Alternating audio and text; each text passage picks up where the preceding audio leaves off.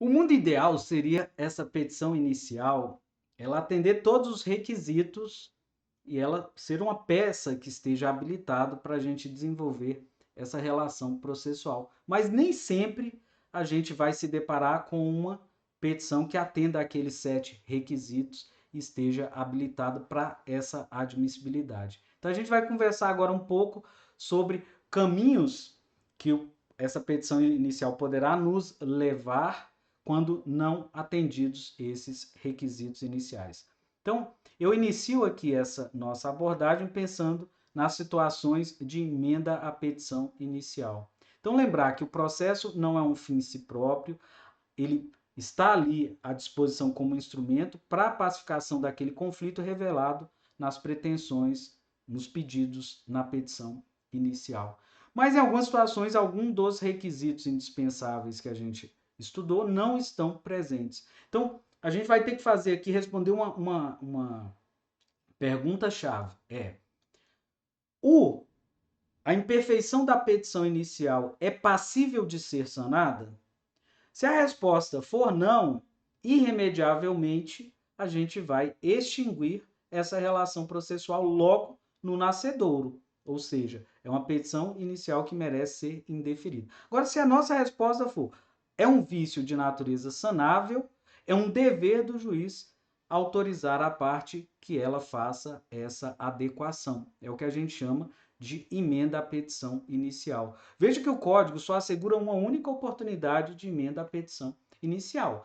Mas, olhando numa visão instrumental do processo e buscando o aproveitamento, em algumas situações, mesmo vindo uma primeira emenda, se ela não está perfeita, é da lógica do sistema que o juiz conceda novas oportunidades, valorando a boa-fé processual da parte, ou seja, a busca dela realmente efetiva e sincera de corrigir essa petição, que se oportunize novas chances aí para que essa petição seja remendada, seja emendada.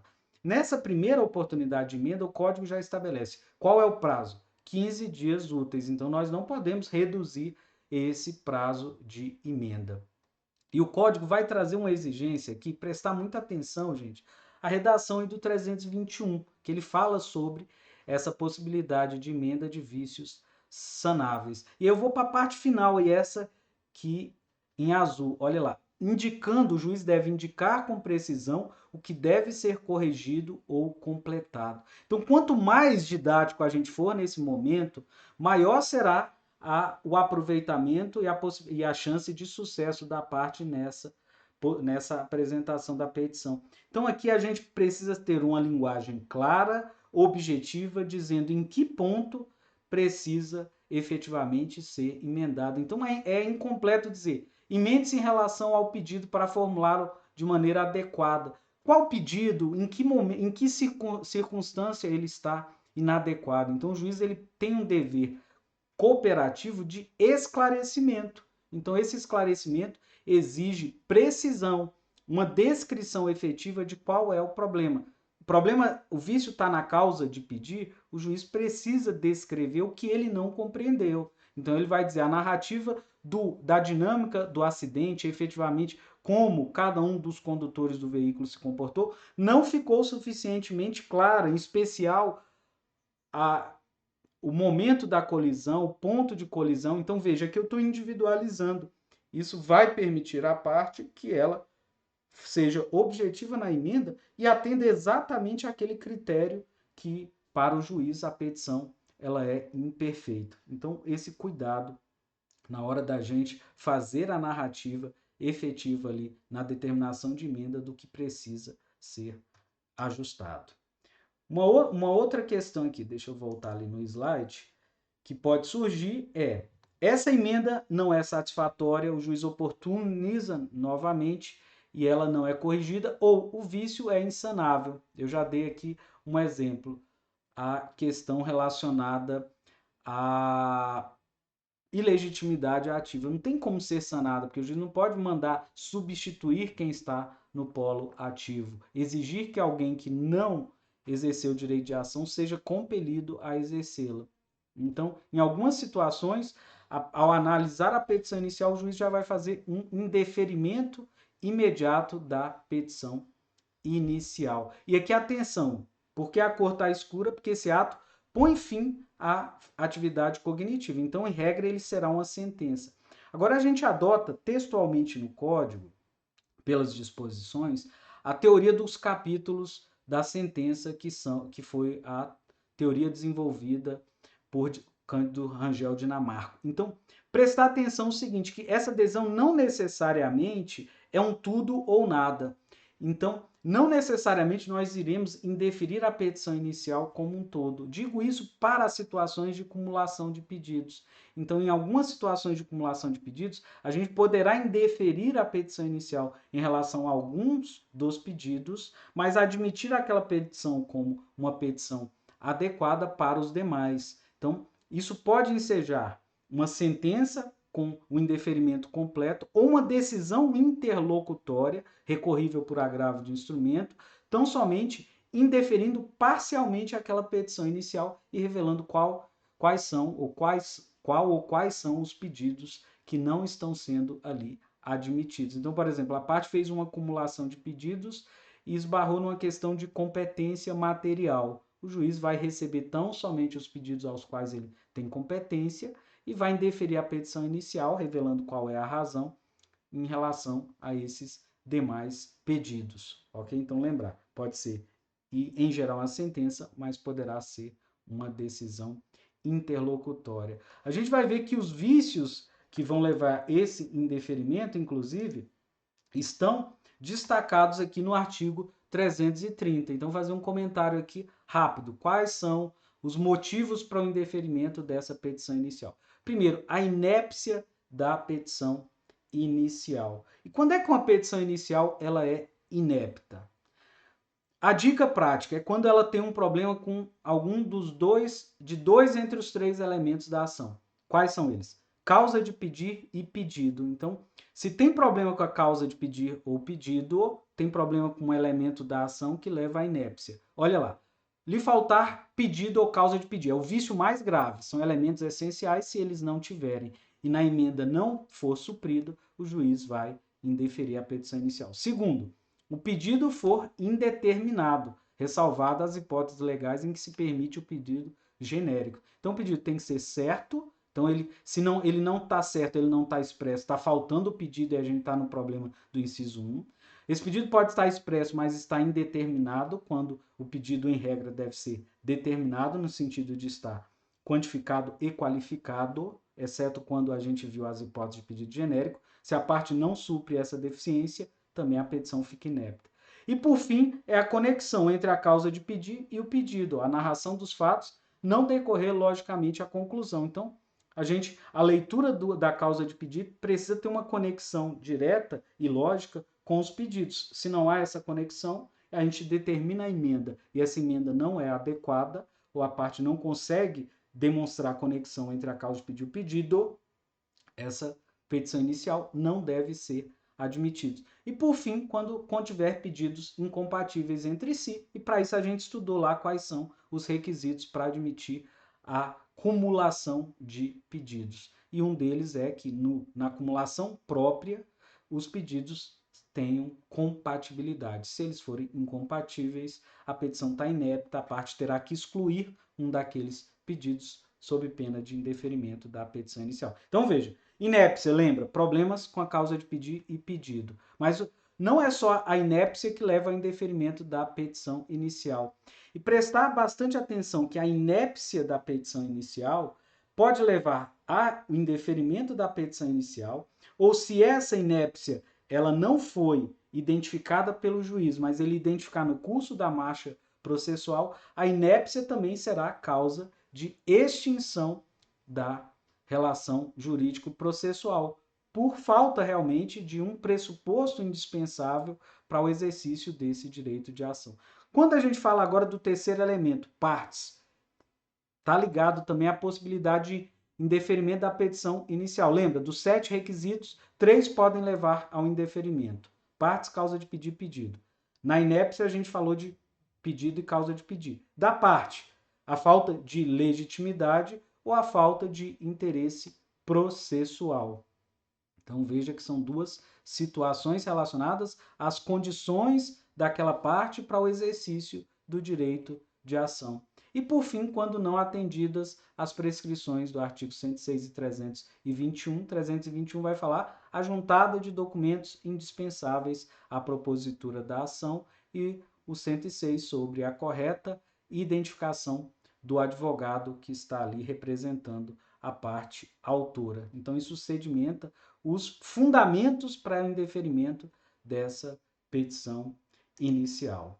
E, por fim, aqui, uma outra situação que poderá levar decorrente dessa petição inicial é uma solução meritória logo no início. Então, na racionalização dessa relação processual, o Código ele introduz a ideia do juiz fazer uma decisão de mérito, e se eu estou falando uma decisão de mérito, eu estou olhando os pedidos. São pedidos que já são possíveis de ser analisados. E aí vem aquela pergunta, como o juiz vai analisar os pedidos meritórios sem o prévio contraditório?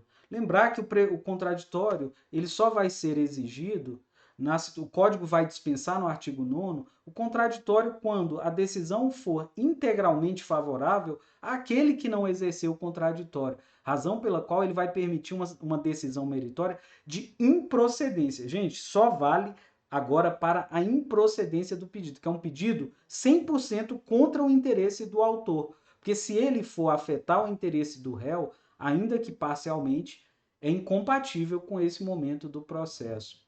Em que situação o juiz já pode decidir ali liminarmente? E o que é decisão liminar no processo, para quem tem essa dúvida? É toda aquela decisão sem o pré-estabelecimento do contraditório, logo no início dessa relação processual, no limiar, no início da relação, por isso a palavra liminar. E aí o Código vai dizer quais são as condições para uma decisão, um julgamento liminar de improcedência do pedido. Textualmente, estão lá elencadas 4 hipóteses no artigo 332. Então, veja como tem toda uma lógica. Primeiro, em relação à matéria fática que está na petição inicial sobre a causa de pedir, não há necessidade de desenvolvimento da prova lá na fase instrutória, seja porque já veio com documento, ou seja porque a matéria que está em debate, que vai levar à improcedência, é uma matéria naturalmente, tão somente um debate jurídico sobre o tema, que é a consequência jurídica advinda daquele fato. Então, o juiz, independentemente de citação, porque a rigor o pedido está em condições de ser julgado, mas ele já pode ser julgado agora, nesse momento. Então, não é um defeito da petição inicial, é uma solução que não depende do que vai acontecer no processo. É dizer, independentemente de qualquer ocorrência na relação processual, a solução será necessariamente essa que está sendo aqui apresentada. Então, o juiz vai julgar o pedido liminarmente improcedente se ele contrariar, ele estiver em contraposição a 4 situações que ensejam, inclusive, uma reflexão sobre o sistema de precedentes obrigatórios introduzidos no Código, no sentido de dar segurança jurídica. Quer dizer, quando acontecem situações como essa, o juiz não tem uma autonomia de decidir conforme o seu entendimento. Na verdade, ele tem já um entendimento vinculativo que, observada aquela mesma causa para a decisão, ou seja, os mesmos elementos estruturais da decisão, então a mesma que a gente chama ratio decidente, razões de decidir, ele vai utilizar, a solução por ele para a preservação da segurança jurídica deve ser nesse sentido. Então o pedido ele está contra um entendimento firmado em enunciado de súmula do Supremo ou do STJ. Então as súmulas dos tribunais superiores geram um efeito vinculativo. Então, o juiz não pode decidir contra uma súmula. Então, se o pedido está contra uma súmula de um dos tribunos, um enunciado de uma súmula de um tribunal superior, o juiz já pode aplicar o entendimento daquela súmula e julgar improcedente o pedido, porque ele contraria aquela enunciação, porque os tribunais superiores dizem qual é a interpretação do direito em última instância. Segundo, se estiver contra o sistema dos casos repetitivos que geram esse efeito vinculativo ao juiz, o efeito obrigatório de seguir o precedente vinculante. Quais são os casos repetitivos? As teses firmadas em sistemática de julgamentos por casos repetitivos. Nos tribunais superiores, a gente vai ter o recurso especial repetitivo e o recurso extraordinário repetitivo, em que vai se destacar um caso, um paradigma que vai firmar uma tese que obrigatoriamente será aplicado a todos os casos. Então, se o pedido ele contraria aquela tese que está no repetitivo, naquele acórdão formado, aquela tese, o juiz aplica a tese e diz, ó, o seu pedido está flagrantemente contrário à tese, então eu já julgo liminarmente ele já como improcedente. Não há como acolhê-lo. Ainda que a parte ré fique em silêncio, que ela fique revel, tendo em vista que o juiz conhece o direito e a revelia só leva à presunção de veracidade do fato. Então ele está considerando, ainda que eu tome esse fato como verdadeiro, o pedido é improcedente. Terceira hipótese também está dentro de casos repetitivos. Lembrar, são casos repetitivos, conforme o CPC, salvo engano, artigo 927 ou 928. O julgamento do recurso especial e extraordinário repetitivos e o incidente de resolução de demandas repetitivas, em geral instaurados nos tribunais de justiça. Então, se a gente tem uma tese em um IRDR no nosso tribunal, os juízes vinculados a esse tribunal estão subordinados àquela tese. Então, se o pedido contraria aquela tese, o juiz já pode aplicar aquela tese e julgar improcedente.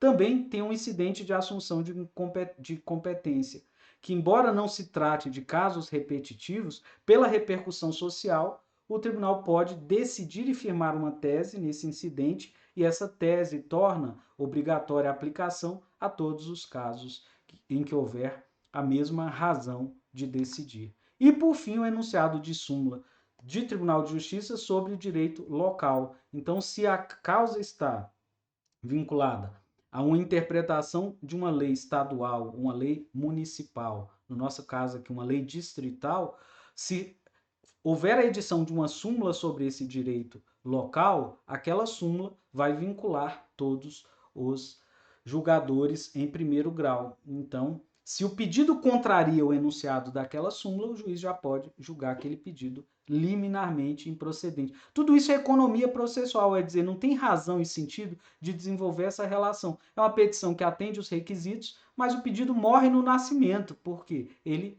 já irremediavelmente é improcedente.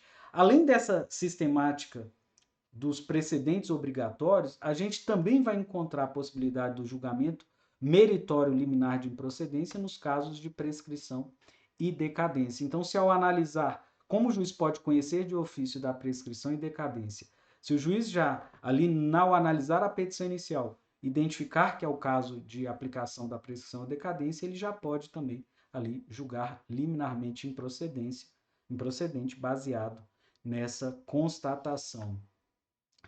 Muito cuidado para a construção adequada dessa decisão liminar de improcedência. Veja, não basta simplesmente enunciar, e aí o 489, parágrafo 1º, inciso 5, eu destaco para ele dizer o seguinte, que não considera-se fundamentado, embora possa aparentemente demonstrar fundamentação, quando o juiz ele aplica o enunciado dessa súmula, dessas teses, sem fazer uma correlação identificando os fundamentos determinantes, nem demonstrar que o caso sob julgamento se ajusta àqueles fundamentos. Então, muito mais do que isso aqui é um alerta que a gente precisa ter atenção. Muito mais do que aplicar a tese de um repetitivo, a tese ou o enunciado de uma súmula, é necessário que eu leia a razão de decidir para eu extrair dali quais são os fundamentos determinantes, a ratio decidente, para eu verificar se são as mesmas razões de decidir que levam à decisão naquele pedido, porque pode ter um fator determinante que afaste a aplicação, a superação daquele precedente. Então, vou dar um exemplo. Aquele precedente foi construído com base numa interpretação à luz de uma relação de consumo.